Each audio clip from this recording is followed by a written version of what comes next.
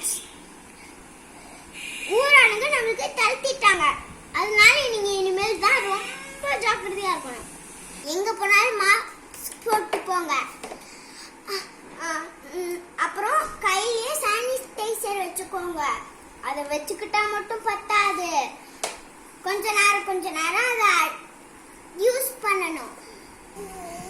நீங்க எங்க வெளியே போயிட்டு வீட்டுக்கு வந்தாலும் கை கால் முகம் ஃபுல்லா சோப்பு போட்டு கழுவணும்.